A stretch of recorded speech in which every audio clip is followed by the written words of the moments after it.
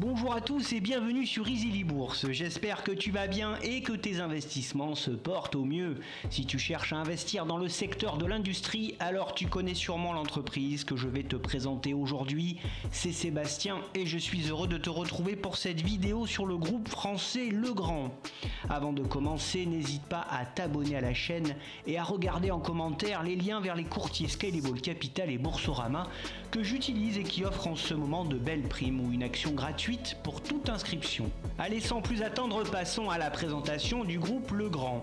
Tout d'abord, un petit peu d'histoire. L'origine de l'entreprise Legrand remonte à 1865 avec l'installation par Henri Barjot de Lafont et Léonard Clidasson, marchand de bois, d'un atelier de porcelaine de Limoges.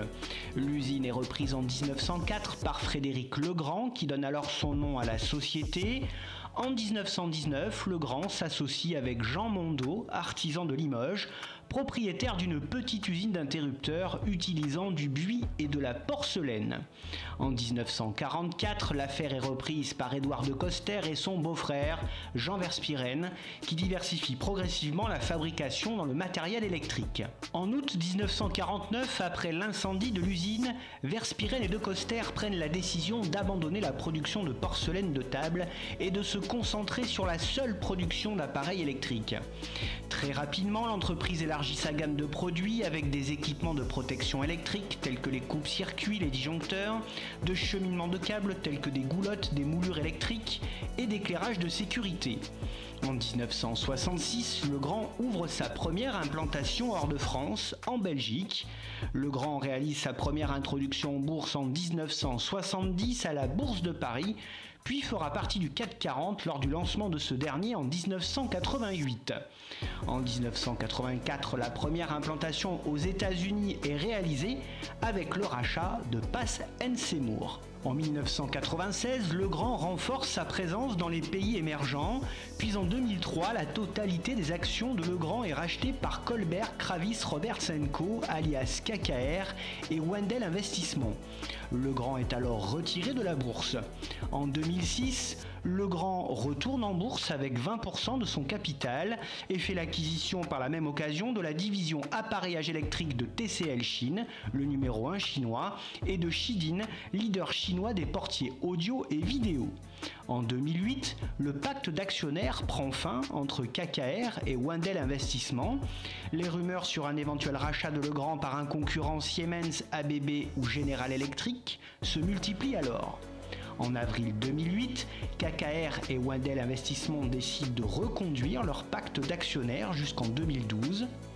En 2009, à l'instar de toute la filière électrique, Legrand est fortement touché par la crise économique. En 2011, KKR et Wendel Investissement se désengagent fortement du capital de Legrand en rabaissant leur part à 6% chacun. En décembre, l'action Legrand réintègre l'indice CAC 40. Alors finalement, Legrand, c'est quoi? C'est tout simplement le spécialiste mondial des infrastructures électriques et numériques du bâtiment. Son offre complète adaptée au marché de la basse tension pour les segments tertiaires, industriels et résidentiels en fait une référence à l'échelle mondiale. Plus précisément, il s'agit aujourd'hui d'un des leaders de ce secteur dans le monde. Le groupe Legrand dispose par ailleurs de différentes implantations commerciales et industrielles, non seulement en France mais également à travers le monde et dans plus de 90 pays. Il bénéficie ainsi de divers relais de croissance solides sur le long terme. Spécialiste mondial, Legrand bénéficie de nombreuses implantations locales et d'une offre adaptée aux marchés nationaux. Cette entreprise est également l'une des plus importantes capitalisations du marché boursier français et cette société aux multiples atouts est dirigée par Benoît Coquard depuis 2018 qui occupe le poste de directeur général du groupe. En quelques chiffres, Legrand, cela donne quoi? Legrand dispose d'implantations commerciales et industrielles dans plus de 90 pays. Opérant sur un marché mondial, il commercialise ses produits dans près de 180 pays. Son marché est estimé à environ 110 milliards d'euros en 2022. Et fort d'une offre inégalée de plus de 300 000 références, le groupe réalise près des 2/3 de son chiffre d'affaires avec des positions de numéro 1 ou 2 sur ces marchés. Son chiffre d'affaires 2022 est voisin des 8,6 milliards d'euros et Legrand emploie 38 000 collaborateurs à travers le monde. Sur le plan géographique, 84,4% du chiffre d'affaires est réalisé à l'international, dont 31,3% dans la zone Europe, 48,7% dans la zone Amérique du Nord et centrale et 20% dans le reste du monde. Sur le plan des produits, 33% du chiffre d'affaires est réalisé dans les produits à plus forte valeur d'usage, tels que les data centers, les produits connectés du programme Elliott et les programmes d'efficacité énergétique. En ce qui concerne son actionnariat, nous retrouvons 96,4% de flottants et 3,6% appartenant à ses managers, salariés ou anciens managers. Parmi les grands noms présents au capital de Legrand, nous pouvons citer The Vanguard Group avec 2,67%, BlackRock avec 1,72%, Amundi avec 1,56% et la Norges Bank Investment avec 3,02%. Ses principaux concurrents sont Schneider Electric, ABB, Rexel et Sonepar. Le groupe Legrand réalise également de belles acquisitions pour se développer. En effet, la croissance externe permet à Legrand de poursuivre le développement de ses parts de marché et de nourrir sa croissance. Ciblées, les acquisitions du groupe concernent des sociétés bénéficiant de positions de premier plan. Legrand dispose même d'un savoir-faire historique en matière d'acquisition et entend continuer à long terme cette stratégie payante. Voyons maintenant les fondamentaux de l'entreprise. Du côté de la performance boursière, le cours de l'action Legrand a gagné plus de 15,95% en 6 mois, mais a perdu 0,85% sur l'année écoulée. Son plus haut sur les 5 dernières années de 104,45 € a été atteint en janvier 2022. Le cours de Legrand affiche une performance de 144% en 10 ans. Son résultat d'exploitation est en hausse en 2022, mais devrait marquer le pas, voire baisser lors du prochain exercice. Son chiffre d'affaires est lui en hausse en 2022 et poursuit son ascension au cours des prochains exercices. Le retour sur les capitaux propres est quant à lui voisin des 16 à 17%. Cela indique que l'entreprise est rentable.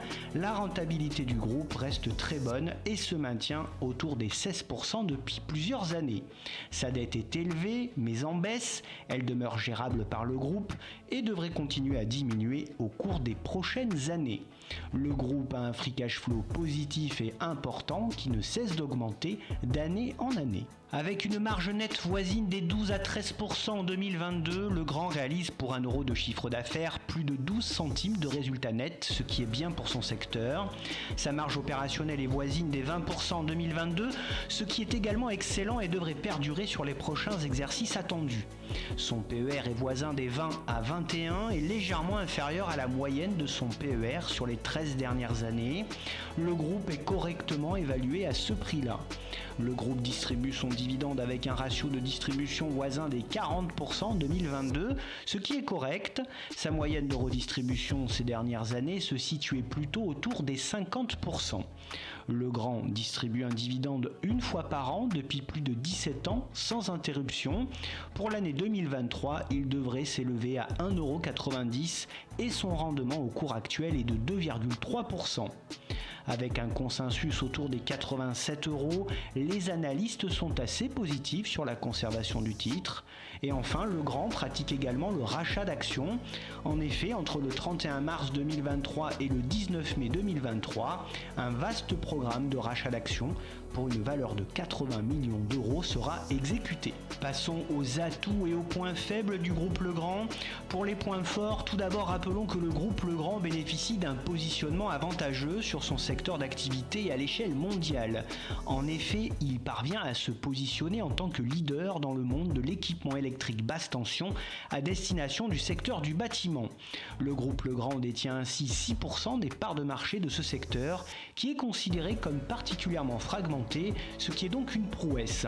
On peut également apprécier comme étant un véritable atout l'organisation intelligente du groupe et de ses activités.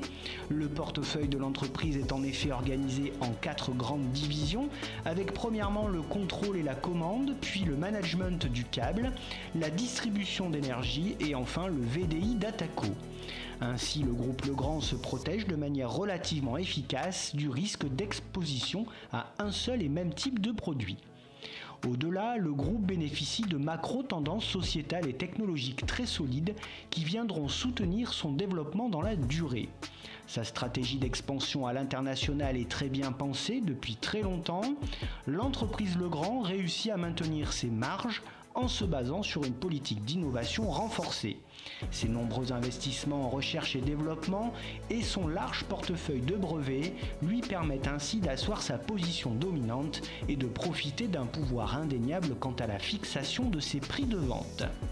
Un autre avantage du groupe Legrand concerne également son fort développement dans le secteur de l'efficacité énergétique et de la domotique qui connaissent actuellement une croissance intéressante. Pour en finir avec les atouts de l'action Legrand, rappelons également que l'entreprise présente une situation financière saluée par la critique. Pour les points faibles, tout d'abord, le groupe est dépendant de certains marchés. En effet, bien que Legrand soit présent dans de nombreux pays, une partie importante de son chiffre d'affaires provient de l'Europe, ce qui peut laisser l'entreprise vulnérable aux fluctuations économiques de cette région. Le secteur de l'électricité et de l'électronique est très concurrentiel, ce qui peut exercer une pression sur les prix et les marges de l'entreprise. De plus, l'industrie électrique est fortement réglementée, ce qui peut créer des coûts supplémentaires pour Legrand et rendre la mise en conformité difficile. La pression croissante pour la durabilité, bien que Legrand soit engagé en faveur du développement durable, la pression croissante pour des solutions plus respectueuses de l'environnement peut nécessiter des investissements supplémentaires dans la recherche et le développement. Les résultats de ces dernières années peuvent également être un frein à la hausse de cette action. En effet, le groupe Legrand a enregistré une baisse de ses ventes en France et dans les pays émergents depuis quelques temps. Toutefois, il faut également mentionner que les ventes aux États-Unis et en Europe ont quant à elles progressé, ce qui compense les pertes enregistrées ailleurs. Le groupe Legrand présente également l'inconvénient de subir un taux d'imposition réel parfois supérieur à celui de ses concurrents. De ce fait, ses marges sont souvent moins importantes et sa compétitivité mise à mal avec des prix de vente supérieurs. En somme, bien que Legrand soit une entreprise solide, elle fait face à certains défis tels que la concurrence féroce, la réglementation et la pression pour la durabilité qui peuvent exercer une pression sur ses résultats financiers et sa réputation. Et voici venu maintenant le moment de mon opinion tant attendue sur le groupe Legrand, et cette opinion est plutôt positive. En effet, Legrand est une entreprise française de renommée mondiale dans le secteur de la fabrication et de la distribution de produits et de systèmes électriques. Grâce à son engagement en matière d'innovation et de recherche, ainsi qu'à sa capacité à s'adapter aux changements du marché, elle continue de prospérer malgré les défis économiques actuels. Le secteur dans lequel elle exerce présente de fortes barrières à l'entrée en raison des normes électriques en vigueur, ce qui limite le nombre actuel de ses principaux concurrents. Ses perspectives de croissance dans les pays émergents restent encore fortes et la poursuite de son internationalisation demeure une grande opportunité. Tous ces éléments font de Legrand une entreprise solide et innovante, capable de répondre aux besoins de ses clients tout en maintenant une performance financière solide. Côté investissement, personnellement, je n'ai pas investi dans Legrand car je suis actuellement fortement impliqué dans Schneider Electric, son concurrent direct. En termes de performance financière, Legrand a une marge opérationnelle ajustée élevée et une solide gestion financière. C'est une belle société qui affiche une croissance constante, un rendement régulier sympathique, un taux de redistribution élevé et un dividende fiable. Le titre Legrand mérite donc d'être présent dans n'importe quelle watchlist ou portefeuille. Toutefois, nous noterons que son cours sous-performe le CAC 40 depuis quelques mois. Pour ceux qui désirent entrer sur le titre, mon premier point d'entrée est 80 € et mon deuxième 75 €. Dans la fourchette des 70 à 80 €, le titre semble être à un bon prix. Selon mes critères, sur un investissement moyen-long terme, son aversion au risque est de 2 sur 5 en raison de sa constance et de sa stabilité financière et sa note globale de 4 sur 5. Pour terminer, j'en profite pour te rappeler que je ne suis pas conseiller financier. Ces informations ne constituent en aucune façon des recommandations en vue de la réalisation de transactions. C'est ainsi que se termine cette vidéo sur le groupe Legrand. J'espère que cette vidéo t'a plu. Si c'est le cas, je t'invite sans plus attendre à mettre un like et à t'abonner à la chaîne si cela n'est pas encore fait, afin de te tenir au courant de toutes les dernières nouveautés. Tu peux également maintenant me retrouver sur Facebook, Twitter et Instagram, où je partage notamment mes investissements et beaucoup d'autres publications. Je te donne rendez-vous prochainement pour l'analyse de nouvelles actions et n'oublie pas en attendant qu'investir, c'est préparer ton avenir.